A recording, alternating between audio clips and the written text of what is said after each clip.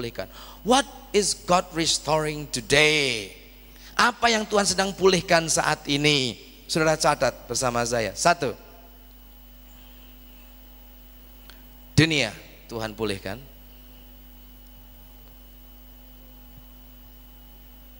Karena bumi ini milik Tuhan. Siapa percaya bumi ini milik Tuhan? Bumi ini bukan miliknya setan.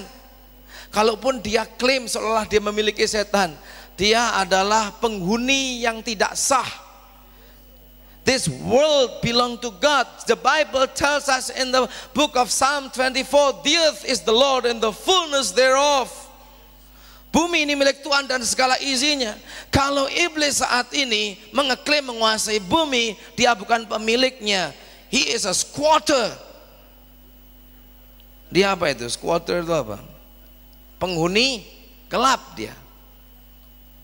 Yang gelandangan dia, saudaraku. Iblis itu gelandangan menduduki yang bukan miliknya. Yang penting kita punya sertifikatnya. Amin, saudaraku. Dan kita punya sertifikatnya. We have this title deed. The title deed say that the earth is the Lord and the fullness thereof. And devil claim this is his. And we just show the devil according to this title deed, this world belong to the Lord. We better get out here before. Manusia sedang dipulihkan saat ini. Man is being restored. 3, apa yang sedang dipulihkan saat ini? Keluarga sedang dipulihkan. 4, apa yang sedang dipulihkan sekarang ini? Gereja sedang dipulihkan. Jadi 4 hal yang ada pemulihan. Manusia dipulihkan, keluarga dipulihkan, gereja mengalami pemulihan, dan yang terakhir bumi mengalami pembaruan. God is restoring. God is in the business of restoration. Karena semuanya tadinya bagus. Manusia juga bagus tadinya.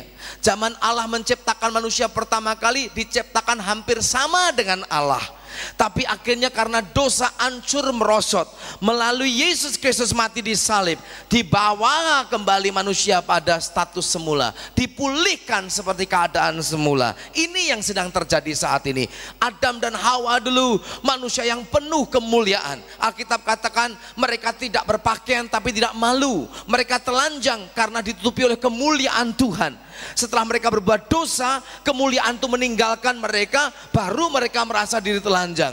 Dulu manusia itu nggak pakai pakaian, tapi ada satu kemuliaan, ada satu sinar yang menutupi mereka, satu aurora begitu. Tapi begitu mereka jatuh dalam dosa, itu kemuliaan hilang, akhirnya malu, sadar, dan mereka cari daun-daunan untuk menutupi tubuhnya. Tapi sebelumnya nggak perlu pakaian itu, karena hidupnya bersih, ada kemuliaan Allah menutupi dia. Makanya Alkitab mengatakan all have sinned and come short from the glory of God. Semuanya telah berdosa dan kehilangan dari kemuliaan Allah itu, saudaraku. Dan dulu manusia itu punya wibawa. Alkitab katakan, aku berikan kamu kuasa atas burung di udara, ikan di laut, binatang-binatang yang melata, binatang semua. Kamu yang beri nama. Adam dulu itu kasih nama. Semua binatang antri minta namanya. Adam kasih nama semua. Dan dia berkuasa. Mungkin kalau dia capek, dia panggil gajah untuk pijit. Kalau dia gatal, mungkin panggil singa untuk garok-garok. Mungkin kalau bikin nyebrang kali, si buaya diinjek suruh bawa ke seberang kali. Semua tunduk kepada manusia. Manusia begitu luar biasa. God said man was crowned with glory and honor, was given authority and power and dominion, diberi kuasa. Tapi sejak dosa masuk, manusia hancur. Dan sekarang jangankan kita lihat singa, gajah, beruang, macan, krokodil, buaya takut sama manusia, mereka tidak takut sama sekali. Jangankan mereka, nyamuk juga berani sama manusia, saudaraku.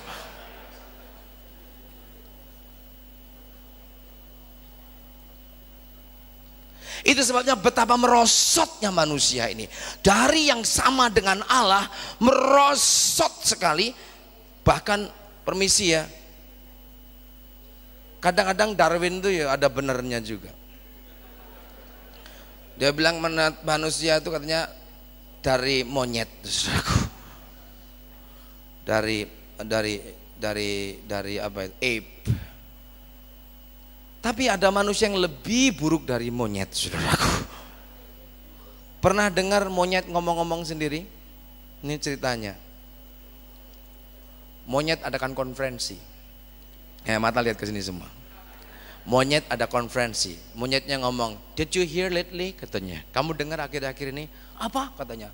"Laki perempuan, suami istri. You know, the human people, men, they said that they are our descendant." Mereka berpikir mereka keturunan kita. "Penghinaan besar bagi kami," katanya saudaraku. Monyet itu. "That is an insult to me," katanya. Because bilang, "Kami di antara monyet gak ada kami yang mukuli istrinya," katanya. Katanya begitu. Katanya begitu katanya. "Kami di antara monyet gak ada yang makan anaknya," katanya. "Kami di antara monyet gak ada yang makan sesamanya." Saudaraku, tapi manusia kamu lihat begitu merosot lebih buruk dari monyet. Monyet paling enggak yang jantan dengan yang betina. Manusia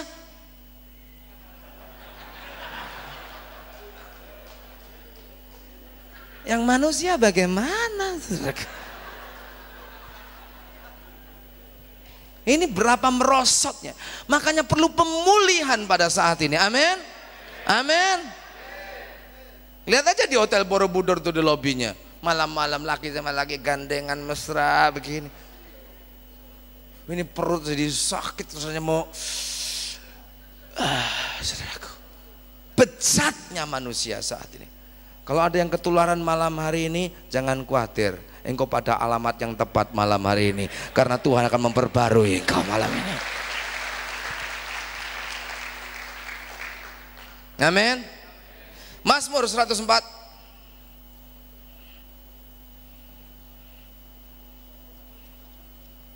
Bagaimana Allah memperbarui? Bagaimana dengan apa Allah memperbarui semuanya ini? Ayat yang ke 29 dan 30 dikatakan demikian oleh firman Tuhan. Mazmur 104 ayat 29 30. "Apabila engkau menyembunyikan wajahmu, mereka terkejut. Apabila engkau mengambil roh mereka, mereka mati binasa dan kembali menjadi debu." Ayat 30 baca bersama saya. 1, 2, 3. "Apabila engkau mengirim rohmu, mereka tercipta dan engkau membaharui muka bumi." Kalau Roh Kudus dikirimkan akan terjadi pembaharuan. Siapa yang akan memperbarui saudaraku? Roh Kudus. The Holy Spirit will bring restoration, will bring renewal. That's why now we see the Spirit of God is being poured out in mighty way. Kita lihat bagaimana Roh Kudus dicurahkan. Tujuannya apa? Untuk mengalami pembaharuan dalam diri manusia itu. Hey, istri-istri yang engkau mencoba merubah suamimu, ada berita buruk bagi engkau. Engkau tidak akan berhasil, engkau gagal. Hai suami-suami yang ingin merubah istrimu, ingin jadikan dia baik, saya ada berita buruk bagi engkau. Engkau akan gagal dan tidak bisa. Tapi saya ada berita baik bagi saudara berdua. Kalau engkau izinkan Roh Kudus merubah suami atau istrimu, maka dia sanggup memperbarui baik suami dan istri. Jangan, istri-istri jangan pulang dari convention itu, begitu pulang langsung ngotbahi suamimu habis-habisan. Hari pertama sampai hari ketiga catatannya dibuka. Menurut gini, Don Ostrom bilang begini, David Payne bilang begini, Jeremy ngomong begini. Suaminya nggak bisa bertaubat malahan, saudaraku. Izinkan Roh Kudus bekerja, izinkan Roh Allah memperbaharui. Amin, saudaraku. Dan memang Tuhan tuh sayang, ini bumi yang diperbaharui. Dan juga 102 ayat yang ke 17, Tuhan bicara tentang gerejanya ini sekarang. Ayat yang ke-14 dikatakan demikian, engkau sendiri akan bangun, akan menyayangi Sion. Ayat 14, 102. Sebab sudah waktunya untuk mengasihaninya, sudah tiba saatnya. Sebab hamba-hambamu sayang kepada batu-batunya dan merasa kasihan akan debunya. Ini gereja ya juga dipulihkan. This is talking about Zion, and Zion is talking about a church that is being restored. Ini Sion bicara tentang gereja yang sedang mengalami pemulihan, sehingga gereja tidak menjadi gereja yang invalid, gereja yang impoten, gereja yang tidak punya kuasa, gereja yang gak ada wibawa, gereja yang gak ada mujizat, gereja yang gak ada kemuliaan, gereja yang gak ada hadirat Tuhan. Orang datang sakit pulang opname, orang datang lemah pulang loyo, orang datang susah pulang sumpek. saudaraku. Tidak demikian, tapi gereja yang vigorious, yang penuh kuasa, penuh wibawa. Orang datang sakit, pulang sembuh. Orang datang susah, pulang bersukacita. Orang datang frustrasi, pulang penuh harapan. Orang datang lemah, pulang dikuatkan. Inilah gereja yang dipulihkan Tuhan pada akhir zaman ini. Amin. Ini yang saya percaya sedang terjadi saat ini. Kebaktian-kebaktian, ada urapan Allah. Kebaktian-kebaktian, ada hadirat Tuhan. Tuhan sedang memulihkan. Sudah waktunya Tuhan membangun kembali Sion, gereja yang runtuh sejak paling sedikit 16 abad mengalami kehancuran gereja ini. Tuhan memulihkan saat ini, memulihkan keadaan gerejanya. Dulu kita masuk kebaktian 1 jam, nyanyi 7 menit, khotbah 10 menit, pengumuman setengah jam, saudaraku. Dan kita datang ke gereja pun 1 jam pun, yang 40 menit kita tidur di dalamnya, saudaraku. Tapi sekarang Tuhan lagi memperbarui, kita bisa duduk berjam-jam mendengarkan firman-Nya, melihat orang sakit disembuhkan, melihat orang yang hancur dipulihkan, keluarga berantakan disatukan kembali, dan kita bisa duduk melihat hadirat Allah, melihat kuasa Tuhan dinyatakan. Kenapa ini sedang terjadi? Allah sedang memulihkan gerejanya. Amin, saudara. Saya percaya ini sedang terjadi pada saat ini. There's healing, ada kesembuhan sedang terjadi. Ayat 17 dikatakan demikian oleh firman Tuhan. Bila ayat yang ke-16, maka bangsa-bangsa menjadi takut akan nama Tuhan. Semua raja di bumi penuh akan kemuliaan-Mu. Bila Tuhan sudah membangun Sion, sudah menampakkan diri dalam kemuliaannya, sudah berpaling mendengarkan doa orang-orang yang bulus. Bulus itu artinya tidak punya anak, dan tidak memandang hina doa mereka. Biarlah hal ini dituliskan pada angkatan yang kemudian. Bangsa yang diciptakan nanti akan memuji-muji Tuhan. Itu sebabnya banyak puji-pujian saat ini. Ini bagian dari pembaharuan, sebab Ia telah memandang dari ketinggiannya yang kudus. Tuhan memandang dari surga untuk mendengarkan keluhan tahanan, membebaskan orang-orang yang ditentukan mati dibunuh, supaya nama Tuhan diberitakan di Sion atau gerejanya, dan dipuji-puji di Yerusalem, di jemaatnya. Apabila berkumpul bersama-sama bangsa-bangsa dan kerajaan-kerajaan untuk beribadah kepada Tuhan. Ini ada satu arti nubuatan. Kalau gereja dipulihkan pada akhirnya, bangsa-bangsa, dalam bahasa Ibrani-nya goyim, bangsa-bangsa atau etne, mereka semua akan berduyun-duyun datang kepada Allah. Itu jangan heran kenapa sekarang negara-negara yang tertutup dibuka oleh Allah. Eropa Timur dibuka oleh Allah. Tembok Berlin diruntuhkan oleh Allah. Uni Soviet hancur berantakan. Mongolia terbuka untuk Injil. Vietnam mulai terbuka untuk Injil, karena Tuhan sayang kepada bangsa-bangsa, dan bangsa-bangsa akan berduyun-duyun beribadah kepada Allah. Ini terjadi saat gereja mengalami pemulihan pada akhir zaman ini. Amin, saudaraku. Ini yang sedang terjadi saat ini. Makanya kita sebagai anak Tuhan jangan hanya mikir diri sendiri saja. Orang-orang Kristen sekarang ini kebanyakan baik gereja persekutuan kayak bless me club saja, saudaraku. Kelompok orang yang berkati aku. Dia tidak lihat apa yang Tuhan sedang kerjakan. Dia terlalu terjebak dengan masalahnya sendiri. Ada yang setiap kali datang minta doa. Ini Pak, kepala saya sakit ini. Sudah doa, besok lagi bahunya sekarang Pak. Sudah gini besoknya lagi boyok saya di sini Bapak. Sudah gitu udah minggu depan ini lutut saya nih langganan terus-terusan. Kapan engkau ganti pergi dan doakan orang lain? Kapan engkau pergi melepaskan yang lain? Kenapa kamu gak pergi dan mulai mendoakan yang sakit yang lain? Amin. Sudah waktunya. Makin masalah kita perhatikan, kita minta tolong, bukan makin hilang, bukan makin berkurang, makin diperhatikan makin banyak masalah. Tapi kalau engkau memperhatikan pekerjaan Tuhan, memperhatikan rencana Allah, terlibat dalam pemulihan Allah pada akhir zaman, masalah tidak betah tinggal dalam hidup saudara. Haleluya. Saya beritahu pada saudara, kalau sudah terima tamu dan tamu sudah sambut baik-baik, sudah ajak bicara, sudah keluarin air minum, pisang goreng, kue, tamunya betah nggak tinggal di situ? Betah. Apalagi dimasakkan nasi goreng ayam, dikasih makan siang, betah nggak tinggal di situ? Kalau terlalu baik lama-lama tamunya gimana? Nginep di situ, saudaraku. Benar.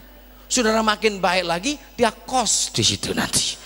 Sudah makin baik lagi, dia kontrak tahunan di situ. Begitu juga dengan penyakit. Sudah terlalu perhatikan penyakit, oh saya sakit sini, saya sakit sini, saya sakit sini. Saudara terlalu ramah kepada penyakit, saudaraku. You entertain sickness. Saudara ngajak ngomong, dia senang, dia keluar bawa temannya, itu baik loh, kita diperhatiin loh, timbul 3 penyakit baru muncul, saudaraku. Saking kenaan dia kos, lama-lama dia kontrak jadi kronis, saudaraku, langganan. Ada yang jadikan terminal lagi, saudaraku, terminal cancer dan lain sebagainya. Ini karena kita terlalu perhatikan. Tapi kalau engkau terlibat dalam pekerjaan Allah, engkau masuk dalam rencananya, engkau tenggelam dalam roh Allah, engkau tahu apa yang Allah sedang kerjakan, lama-lama penyakit itu dibilang datang ke sana. Ini orang saya datangi nggak pernah ngajak ngomong saya, merhatiin saja nggak mau, nggak enak dah tinggal peduliin, dia pergi, saudaraku, dia pindah ke tetangga saudara, saudaraku.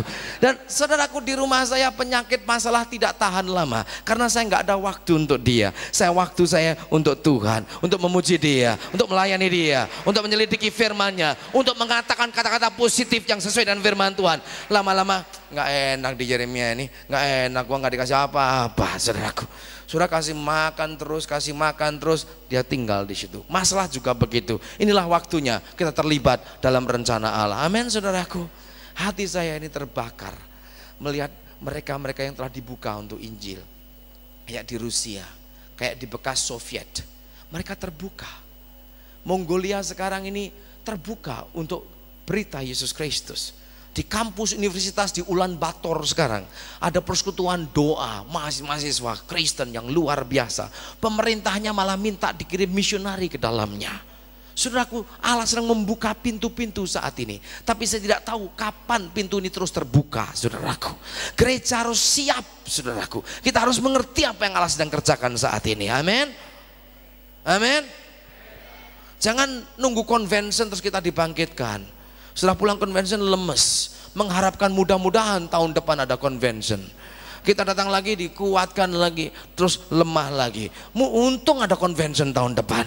Jangan convention ini hanya untuk sebagai suntik penisilin yang menguatkan saudara beberapa bulan, untuk berikutnya ikut convention lagi. Tapi biarlah convention itu tempat di mana visi-visi Allah lahir dalam diri saudara. Kalau saudara ada visi Allah, saudara nggak bisa diam lagi, saudara akan bergerak bagi Tuhan. Amin, saudaraku.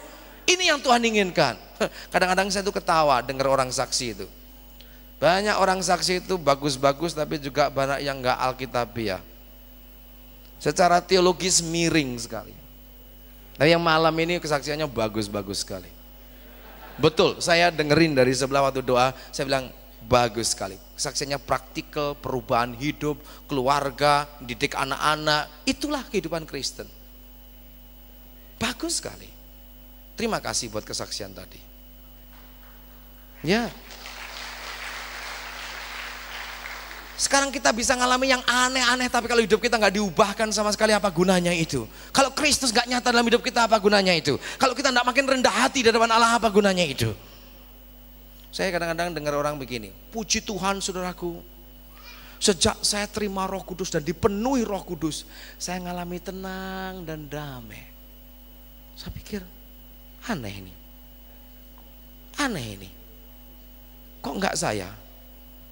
Sejak saya dipenuhi Roh Kudus, saya nggak bisa tenang, saudaraku. Ini gelisah terus ini mau jalan terus ini mau nginjil terus ini mau ngusir setan terus ini mau melayani Tuhan terus ini mau bergerak terus. Since I was baptized and filled with the Holy Spirit, I become so restless. Kalau saudara penuh dengan Roh Kudus sungguh-sungguh, saudara nggak bisa duduk memanasi bangku gereja terus, saudaraku. Nggak bisa tenang. Yesaya 62 dikatakan, oleh karena Sion aku tidak bisa diam, oleh karena Yerusalem aku tidak bisa tinggal tenang. Itu karena Roh Tuhan bekerja. Because of Zion's sake, I'm not quiet, I cannot hold peace. Tak bisa diam. There's a divine discontentment, there's a divine restlessness. Ada ketidakpuasan ilahi di sini, ada kegelisahan ilahi di sini, karena dia ingin berbuat sesuatu. Sudah tahu nggak? Roh Kudus kuasa itu dunamos, jadi dinamik, jadi dinamit, saudaraku.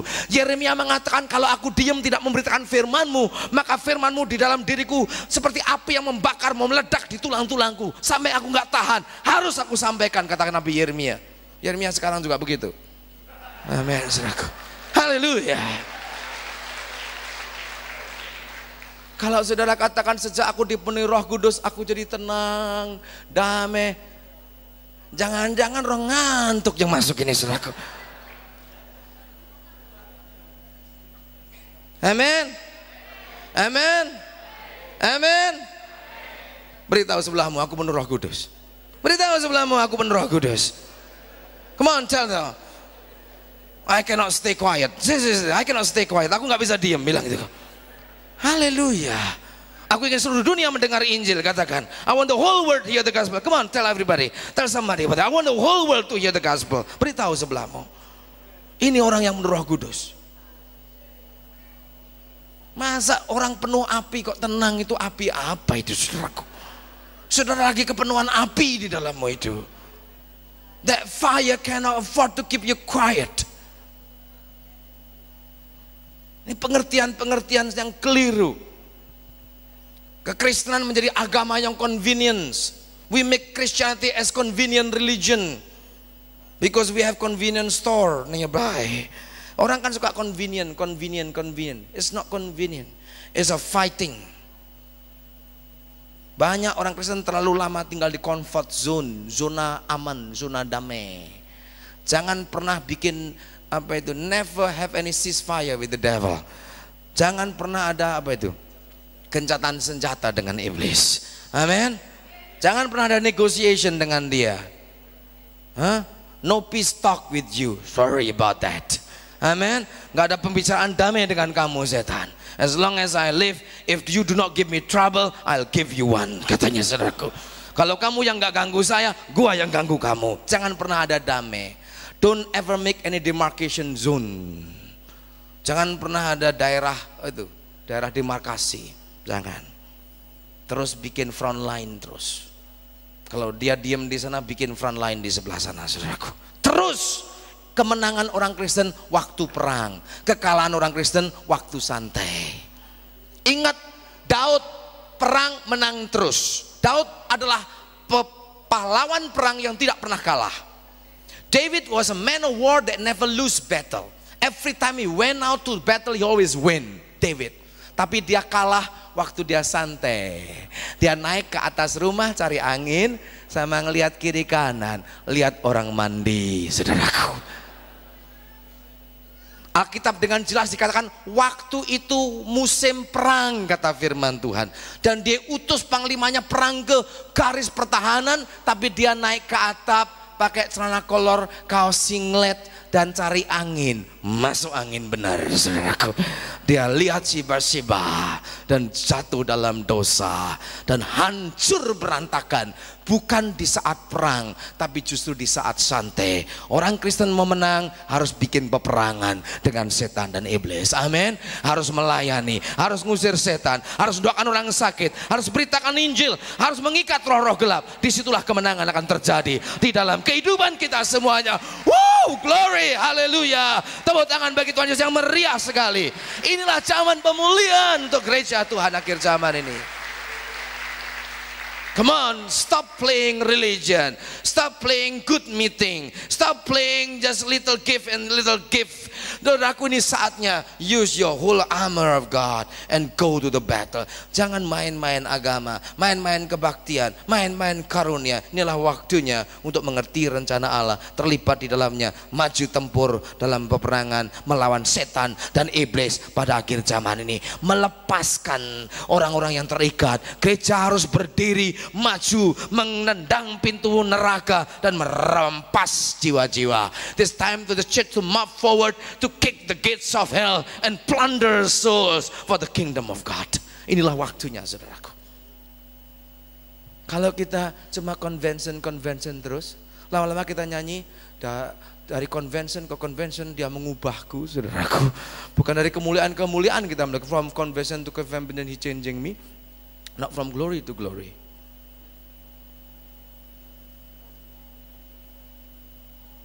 Saudaraku, convention ini akan tidak ada artinya kalau visi Allah pada zaman ini tidak lahir dalam hati saudara.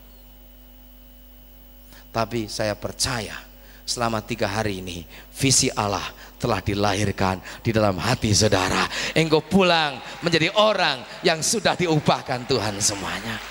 Amin. Selanjutnya pasal juga di dalam saya kira kitab yang paling bagus tentang restorasi adalah kitab Yoel. Itu kitab yang sangat bagus tentang restorasi. When you talk about restoration, I think the book of Joel was the best one. Diceritakan dalam kitab Joel, di mana waktu itu umat Tuhan mengalami penderitaan yang sangat mengerikan.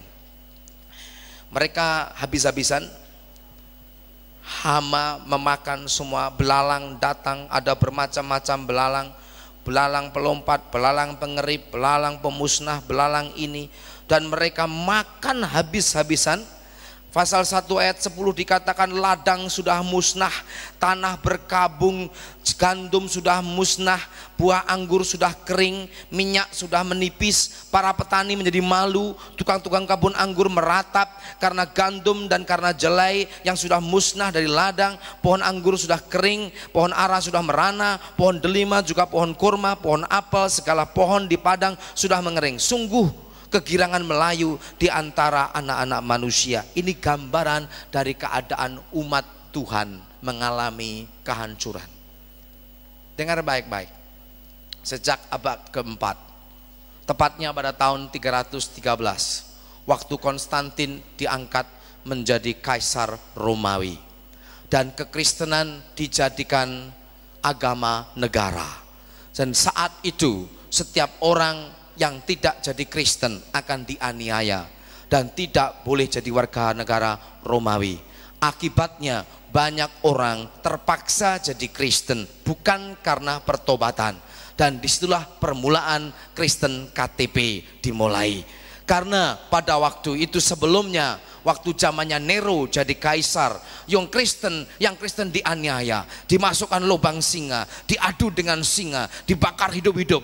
Begitu Konstantin perang dan dia lihat cahaya salib dan dia menang, akhirnya dia simpatisan dengan kekristenan. Diangkatlah kekristenan jadi agama negara, sehingga orang-orang dipaksa jadi Kristen tanpa melalui pintu pertobatan. Itu sebabnya mereka banyak yang kekafiran masuk ke dalam gereja, karena kekristenan tidak melalui pintu pertobatan. Saya nggak bisa cerita tentang detail-detailnya, sungguh mengerikan dan bisa menyakitkan hati. Lebih baik saudara bisa mempelajari sejarah. Dan sejak saat itu mengalami kegelapan yang disebut the dark age of the church. Selama 12 abad gereja kehilangan kebenaran. Tapi Tuhan bangkitkan seorang bernama Martin Luther pada abad yang ke-16 yang memperbarui iman.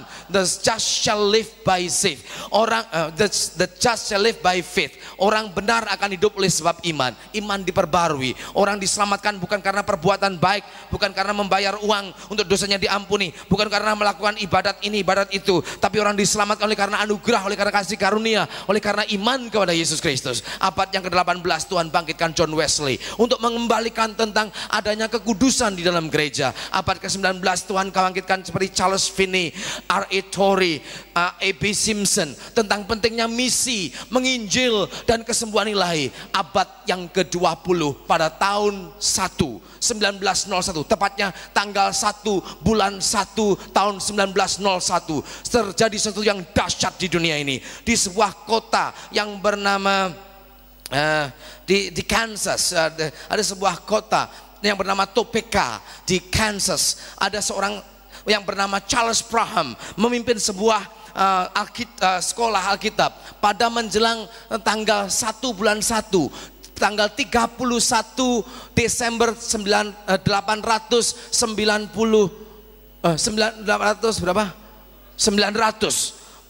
persis mau masuk tanggal 1-nya, mau masuk jam 00, mereka semua berdoa. ada seorang siswi yang bernama Agnes menerima baptisan Roh Kudus, dan sejak saat itu mereka menantikan dan penuh dengan Roh Kudus dengan bahasa roh, dan sejak saat itu pencurahan roh terjadi, dan terjadi gerakan lagi mengalir melalui seorang yang bernama William Seymour, orang yang berkulit hitam, mengadakan kebaktian di sebuah gudang di Jalan Azusa di Los Angeles yang dikenal dengan Azusa Street, dan terjadi satu kegerakan rohani di mana banyak mengalami kebaptisan Roh Kudus, dan disitulah permulaan gerakan Pentakosta, dan lahirlah gereja-gereja seperti Assemblies of God atau Sidang Jumat Allah, Church of God dan lain sebagainya. Itu gerakan pada tahun 1906-07. Di saat yang sama 1904 terjadi gerakan rohani di Wales di Inggris, di mana orang-orang mengalami pertobatan. Di tengah-tengah orang dansa di nightclub, mereka jatuh menangis. Orang pegang gelas bir mabuk jatuh bertobat nangis. Di pinggir-pinggir jalan banyak orang menangis, sampai polisi membawa mereka masuk gereja. Jam 4 pagi gereja penuh, pendetanya bangun pagi nggak tahu apa yang terjadi. Kadang-kadang Tuhan harus berbuat sesuatu tanpa minta izin pendeta dulu, karena Roh memperbarui gerejanya, Roh memperbarui dunia. Roh Kudus sedang bekerja saat ini. Perhatikan saudaraku, abad ini, dengar baik-baik, abad ini dibaptis dengan Roh Kudus. This century was baptized in the Holy Spirit. Tanggal 1 bulan 1 tahun 1901 Roh Kudus memperbarui. Zamannya Luther, muncullah gereja-gereja reformer, gereja-gereja Lutheran. Zamannya Wesley, gereja-gereja Wesleyan Methodist. Zamannya Baptis muncul, Anabaptis. Sekarang gereja Pentakosta muncul. Pada tahun 50-an terjadi gerakan yang baru yang disebut Neo Pentecostal, mengadakan pembaruan. Roh Kudus mulai bekerja di gereja Katolik Episkopal. Dimos Makarian salah satu pendiri. Tahun 48 terjadi gerakan, sebelumnya terjadi gerakan Lateran di sebuah kota yang bernama Saskatchewan di Kanada, di sebuah panti asuhan. Roh Tuhan dicurahkan, dan saat itu dikembalikan nyanyi dalam roh, penumpangan tangan, nubuat dikembalikan lagi kepada gereja yang tadinya tidak pernah terjadi. Tahun 50-an ke atas, 57, Dennis Bennett, seorang pastor dari gereja Episkopal atau Anglikan, mengalami baptisan Roh Kudus. Dari situ terjadi gerakan Allah. Larry Christensen dari Lutheran yang di Minnesota mengalami baptisan Roh Kudus, dan sejak saat itu terjadi gerakan Neo Pentecostal atau karismatik yang merajalela di Indonesia. Hugendek datang ke sini dari Belanda, terjadi gerakan ini, salah satu hasilnya Dr. Budiono ada di sana, dan juga itu Edwin Stoop yang dari Amerika juga datang. Terjadi gerakan karismatik, dan setelah ini apa yang sedang terjadi? Saya percaya Tuhan sedang memperbarui gerejanya saat ini. Amin. Amen. We need to know what time it is in God's timetable. We need to know what time it is that we are living today as a Christian. Kita harus tahu jam berapa ini menurut jadwalnya Tuhan. Kita perlu tahu di zaman apa kita sedang hidup saat ini. Kalau enggak, kita jadi Kristen yang rutin, mechanical. Minggu ke gereja, full gospel, gereja, full gospel, ke gereja, full gospel. Hanya hal yang rutin. Lama-lama engkau bosan, karena engkau tidak tahu apa yang sedang terjadi saat ini. Tapi kalau engkau punya visi, engkau pergi ke gereja, engkau pergi ke full gospel, engkau ikut airlift, engkau buka chapter baru dengan semangat yang menggebu-gebu, karena engkau tahu apa yang engkau lakukan merupakan bagian penggenapan dari rencana Allah pada akhir zaman, membaharui dan memulihkan gereja Tuhan, umat Tuhan di akhir zaman ini. Engkau tidak akan cepat putus asa atau bosan. Yang lain diajak, enggak mau. Ayo kita buka chapternya, enggak tergerak. Saudara tergerak terus, saudaraku. Amin. Pasal 2 dari kitab Yoel. Oh, saya akan akhiri dari sini. Dan saya percaya sementara firman disampaikan, sudah tahu enggak? Ada kuasa dalam firman. Saya enggak dengar. Ada kuasa dalam firman. Saya belum dengar lagi. Ada kuasa dalam firman. Amen. Sementara engkau dengar firman, firman itu sudah bekerja mengadakan pemulihan dalam jiwa kita masing-masing. The word of God is quickening and powerful, sharper than any two-edged sword. Firman Allah itu kuasa. Ayat yang ke-23 dikatakan demikian. Yoel pasal yang kedua. Yoel pasal yang kedua. Ayat yang ke-23 dikatakan, hai Bani Sion, hai orang Kristen, bersorak-soraklah, pembaharuan sedang terjadi, maka semua sorak-sorak. Amin saudaraku. Tidak salah kita sebagai anak Tuhan sorak-sorak. Dulu kira-kira 20 tahun yang lalu mana ada kebaktian model-model begini saudaraku. Orang lompat-lompat, nari, goyang-goyang seenaknya pakai drum keras-keras, mana ada dulu? Nggak ada. Tapi inilah saatnya Bani Sion bersorak-sorak. Amin. Masa kita harus malam kudus sunyi senyap terus-terusan saudaraku?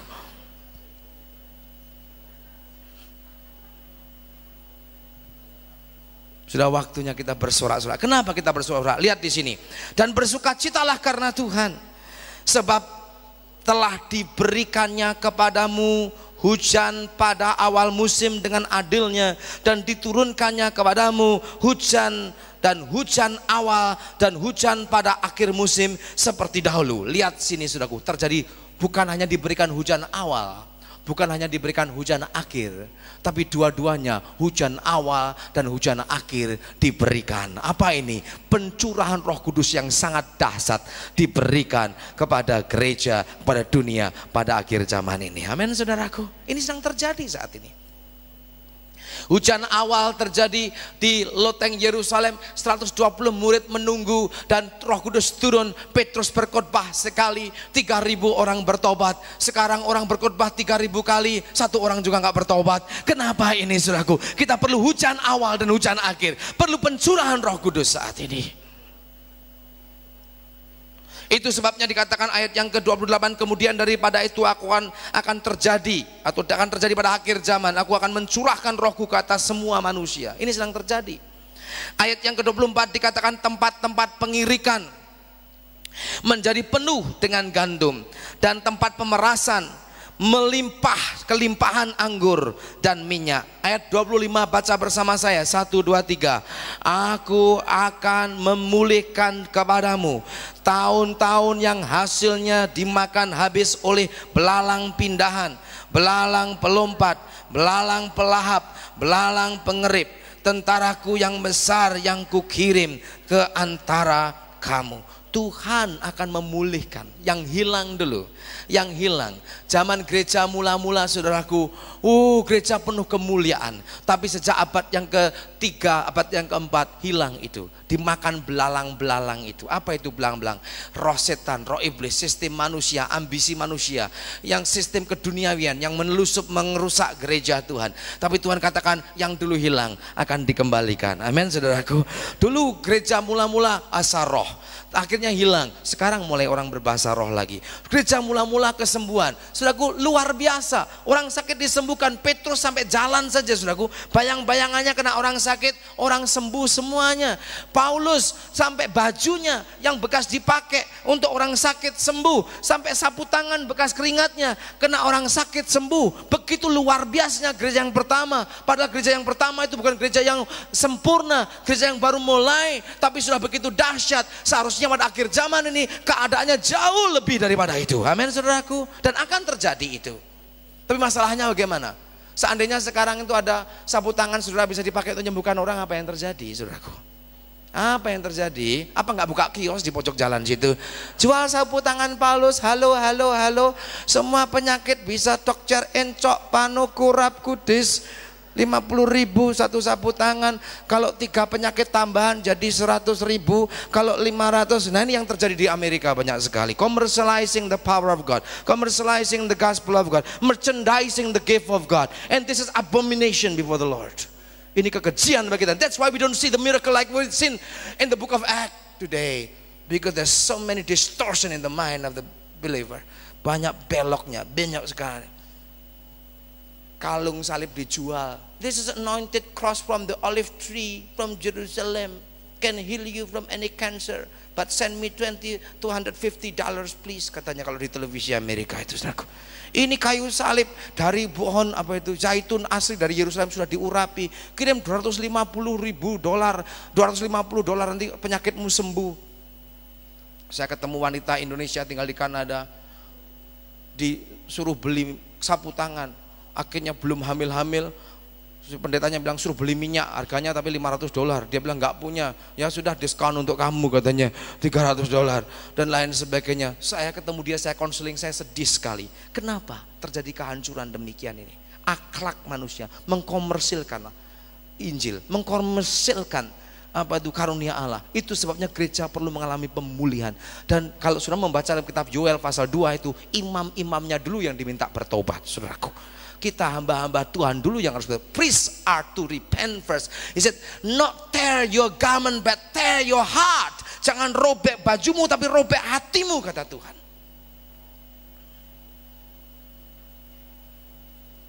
Ada 3 hal yang dipulihkan di sini. Ayat yang ke 24 ada 3 hal. Pertama, gandum. 2, anggur. 3, minyak. First, wheat. Second, wine. The third, oil. Gandum, anggur, minyak.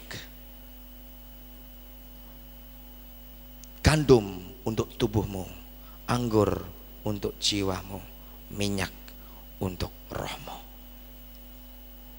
Wheat for your physical body. God is restoring your physical body. Tuhan menyembuhkan juga.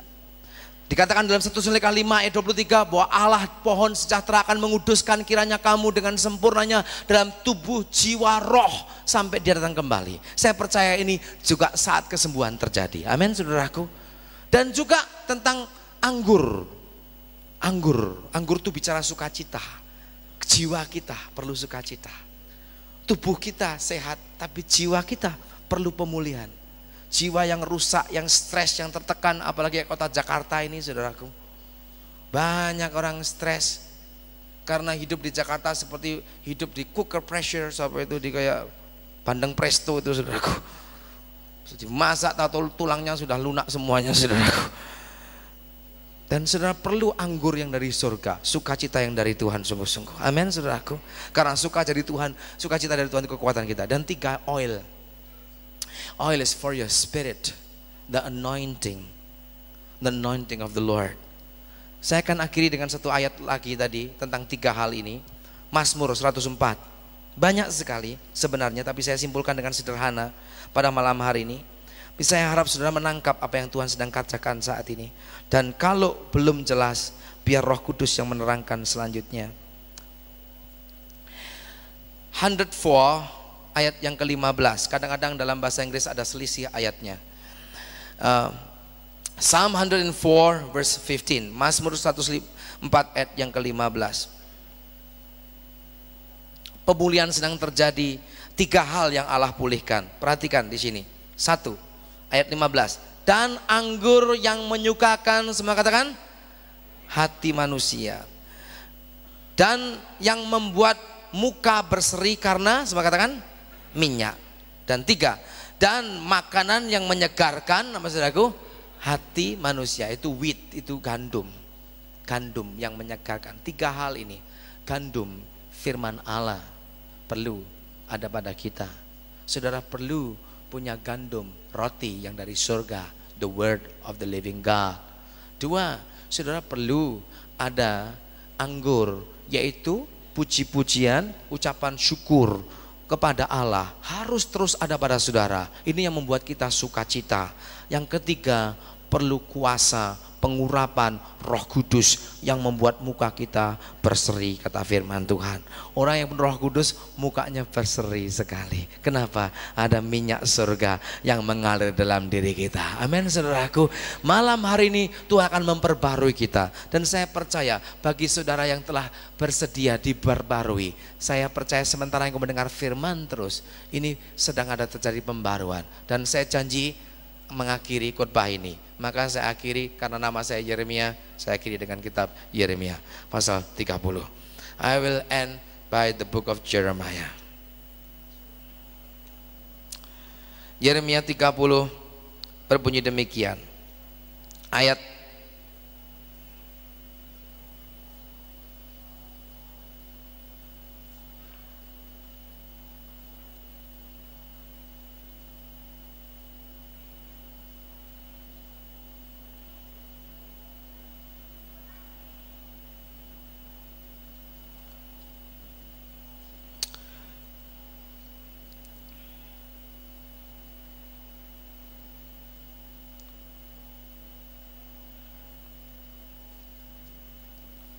Oh, saya lihat di Yesaya, makanya tidak ketemu.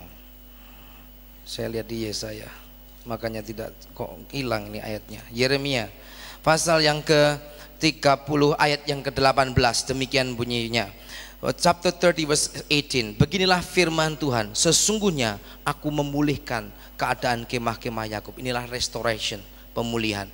Dan aku akan mengasihi tempat-tempat tinggalnya. Kota akan kubangun kembali, di reruntuhan puri akan berdiri di tempat yang asli. Ayat yang ke-17, perhatikan verse 17. Sebab aku akan mendatangkan kesembuhan bagimu, aku akan mengobati luka-lukamu. Demikianlah firman Tuhan. Sebab mereka telah menyebut engkau orang buangan, yakni sisa yang tiada seorang pun menanyakannya. Saya percaya inilah saatnya Tuhan membawa healing, membawa kesembuhan, pengobatan, pemulihan bagi umat Tuhan pada saat ini. Saya nggak tahu, mungkin engkau pernah disakiti oleh gerejamu dan engkau benci kepada gereja.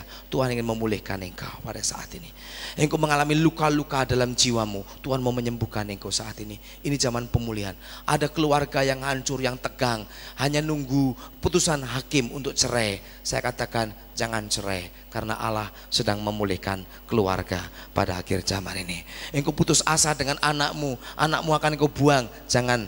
Doakan, karena Allah akan mengembalikan hati bapa kepada anak dan anak kepada bapaknya. Allah memulihkan manusia, Allah memulihkan keluarga, Allah memulihkan gereja, Allah memulihkan dunia pada saat ini. Mari kita berdoa menghampiri Tuhan saat ini. Haleluya. Jesus. Haleluya. Jesus. Jesus. Haleluya. Jesus, kuralaba shindalabara shindalabara shikarala. Bapa dalam surga, hamba berdoa saat ini ya Tuhan. Meskipun hamba telah berhenti bicara, biarlah Roh Kudus teruskan sampai ke dalam hati kami. Kalau di antara kami ada yang putus asa melihat keluarga, biarlah kami ingat Allah sedang memulihkan keluarga. Kalau ada orang yang memutus asa melihat dirinya sendiri yang rusak, yang penuh dosa, mencoba untuk berbuat baik tapi gagal terus, biarlah kami sadar bahwa Allah sedang memulihkan keadaan manusia. Kalau di antara kami ada yang kecewa dengan gereja, meninggalkan pelayanan, mungkin ada hamba Tuhan di sini yang meninggalkan gereja, dan oleh karena melihat gereja mengalami banyak kehancuran, banyak perpecahan, banyak sakit hati, biarlah kami ingat dan sadar bahwa sekarang pun Tuhan sedang memulihkan keadaan gerejamu Tuhan. Oh Tuhan, kalau kami kecewa melihat dunia saat ini, Tuhan biarlah kami juga sadar Allah sedang memulihkan dunia ini dengan Roh Kudus-Mu. Tuhan, pakailah kami sebagai sarana, sebagai alat-alat pemulihan. Tapi mulailah dari kami sendiri. Pulihkan keadaan kami ya Tuhan. Pulihkan kami jemaat-Mu. Pulihkan kami manusia. Pulihkan kami keluarga-keluarga ya Tuhan Yesus. Jesus.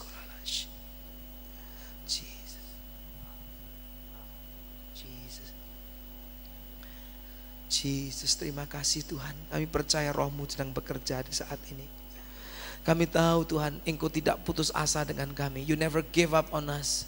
You never give up on your church. You never give up on us, oh Lord. Engkau tidak pernah putus asa dengan kami. Engkau sedang memulihkan kami saat ini. Haleluya. Roh Kudus, terima kasih Tuhan Yesus. Berhembuslah Roh Kudus di tempat ini. Berhembuslah Roh Kudus dengan kuasa-Mu. Pulihkanlah Tuhan gereja-Mu di akhir zaman. Berhembuslah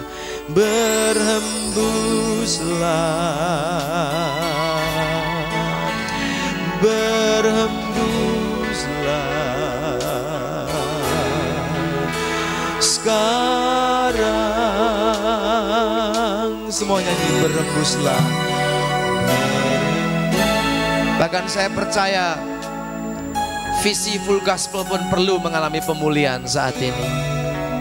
Waktu Dimos pertama kali menerima visi untuk para pengusaha bergerak bagi Tuhan, mungkin setelah tahun-tahun berakhir terjadi penyimpangan dari visi itu. Orang tidak memikirkan visi lagi, orang mulai mencari kedudukan, mulai ambisi posisi, mencari ketenaran, akhirnya mengalami kemerosotan. Tapi kalau full gospel mau kembali kepada visi semula, mau dipulihkan visinya, Allah akan memakai lagi, dan banyak pengusaha akan dimenangkan bagi Tuhan, jadi terang dan garam dunia pada saat ini. Haleluya. Buslah sekarang, mari bangkit berdiri dan nyanyikan urapilah kami ya Tuhan. Haleluya. Urapilah kami.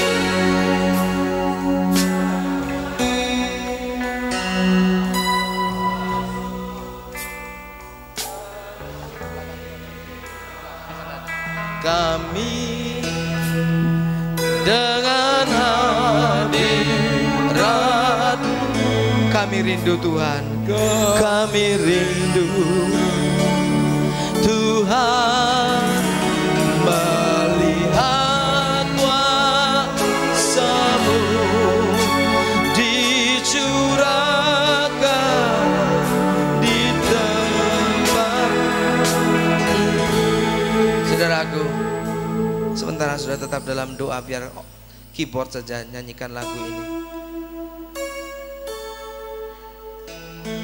Dalam hati saya, Tuhan katakan ada beberapa orang Kristen sini yang sudah immune, sudah kebal terhadap firman Tuhan, dan membiarkan firman Tuhan berlalu biasa saja.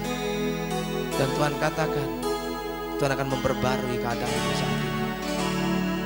Engkau sudah nggak peka lagi dengan hadirat Roh Kudus. Tuhan ingin memperbarui engkau sekali lagi. Oleh sebab itu pada saat ini, bagi saudara yang ingin diperbarui visimu, perbarui hidupmu, ingin dipulihkan kembali keluargamu, dirimu, pelayananmu, pengurapanmu, saya mau berdoa untuk saudara. Ingin dipulihkan dalam tubuhmu, dalam jiwamu, dalam rohmu, saya percaya Tuhan akan memulihkan saat ini. Dan saudara-saudara ingin memerlukan doa yang ingin dipulihkan, angkat tangan tinggi-tinggi saat ini, saya mau berdoa. Bagus sekali, haleluya. Urapilah kami, urapilah. Yang ingin didoakan, maju ke depan saat ini. Maju ke depan, tinggalkan tempat dudukmu dan maju ke depan. Tetap dengan menyembah Tuhan. Penuhilah kami dengan hadirat-Mu. Kami rindu. Yang sudah angkat tangan cepat lari ke depan, maju ke depan. Para official dari Full Gospel yang sudah melayani dan ingin berdoa buat yang lain, saya ingin sudah berdoa buat mereka saat ini. Biar semua bergerak, biar semua bergerak, biar pengurapan Allah mengalir di tengah-tengah kita. Haleluya, haleluya. Nyanyikan urapilah kami, urapilah kami dengan minyak baru. Penuhilah kami Tuhan, penuhilah, haleluya, haleluya, dengan hadirat-Mu.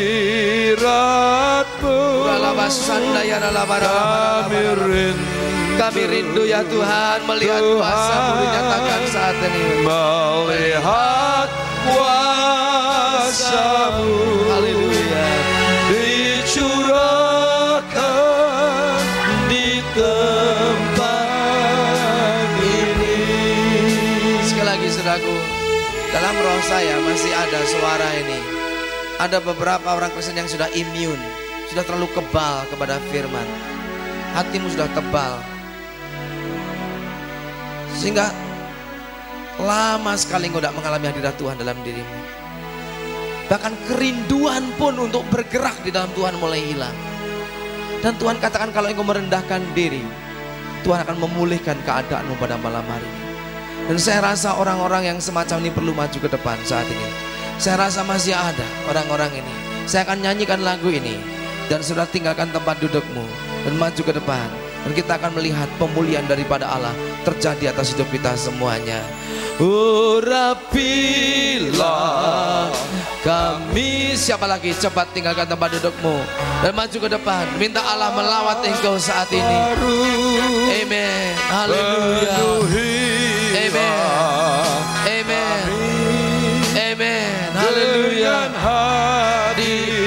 semua menyembah Dia. Haleluya. Amin. Tuhan memberkati saudara. Kami rindu Tuhan. Tuhan melihat kuasa-Mu dicurahkan di tempat ini. Kami rindu Tuhan melihat kuasa-Mu. Kami rindu Tuhan melihat kuasa-Mu dicurahkan di tempat ini. Haleluya. Kami sembah nama-Mu Tuhan. Pulihkan umat-Mu Tuhan. Pulihkan umat-Mu Tuhan. Haleluya. You go ahead. You want to pray for the people, you just go ahead. You feel led, you want to pray for the brothers and sisters, you go ahead. Yang tergerak ingin mendoakan supaya pemulihan terjadi, mari kita dengan kasih saling mendoakan. Haleluya. Bukan berarti yang mendoakan itu lebih besar atau lebih tinggi. Kita semua hamba, kita semua abdi, kita semua jongos, kita semua yang mengadi. Doesn't mean that those that pray for the people are higher. We just want to be servant. We want to be a slave of Jesus. Oh Tuhan, pulihkan keadaannya Tuhan, pulihkan visinya. Haleluya. Tuhan, break the fallow ground, oh Lord. Tanah yang keras Engkau hancurkan kembali ya Tuhan. Biar hujan awal dan hujan akhir terjadi saat ini juga.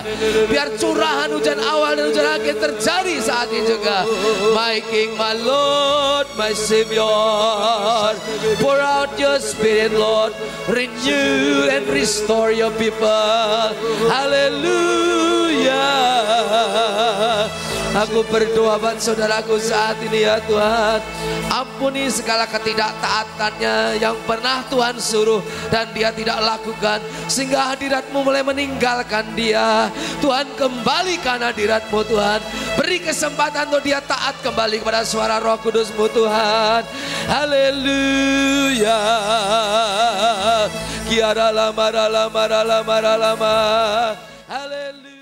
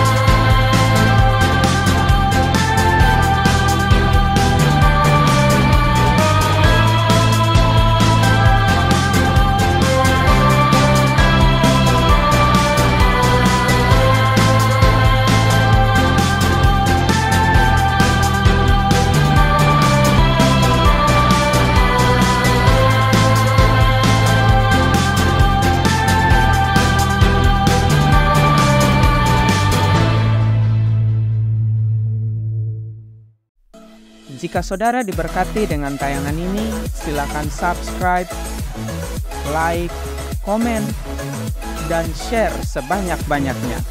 Terima kasih.